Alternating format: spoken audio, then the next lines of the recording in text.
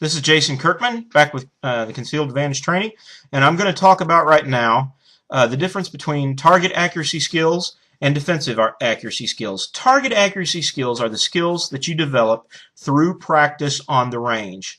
The drawing, the holstering, the sight alignment, the breath control, trigger squeeze, your stance, and not necessarily in that order, in the order that you go through the follow-through, but all of those skills are what you develop through target accuracy skills through practice, okay?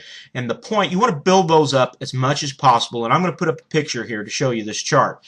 If you'll see on the left, we have the beginner shooter, and he has built up a certain level of target accuracy skills. This is when he goes to the range and he practices his stance, and he practices his grip and breath control and shooting. And he gets a certain level of skills.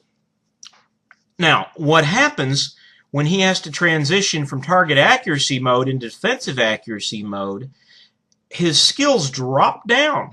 Why is that? Well, here's why. Because you've got those stressors that we talked about earlier. They have come into play. So he might not get a perfect sight alignment. He may not be able to hold his breath completely through the follow-through.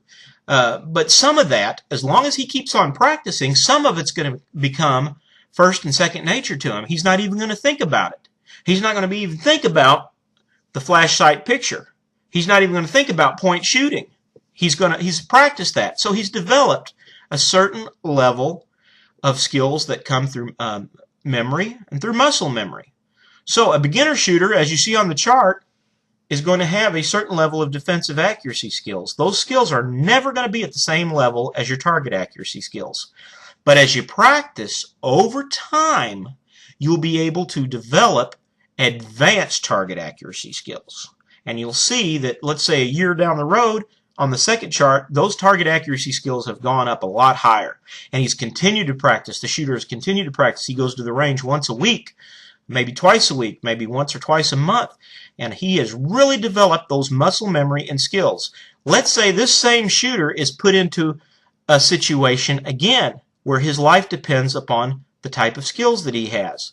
Well, his target accuracy skills are through the roof now. They're really high. So what does that mean in terms of defensive accuracy skills? It means that while those defensive accuracy skills are not going to be as high as his target accuracy skills, they are going to be higher than they were before he started taking it seriously and practicing.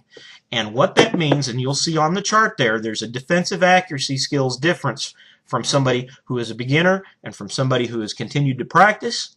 And what is that difference? That difference might be just what saves his life.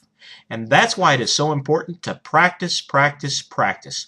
Because when those stressor effects come into play, you're going to be living in a different environment that you never imagined, that you never dreamed of, and that you planned for, but you hoped wouldn't happen.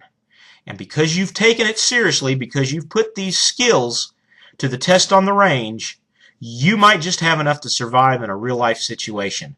So practice, practice, practice. If you're going to carry a concealed weapon and take it as seriously enough to take your beginning course, then you better take it serious enough to increase that defensive accuracy skills to a level that just might save your life.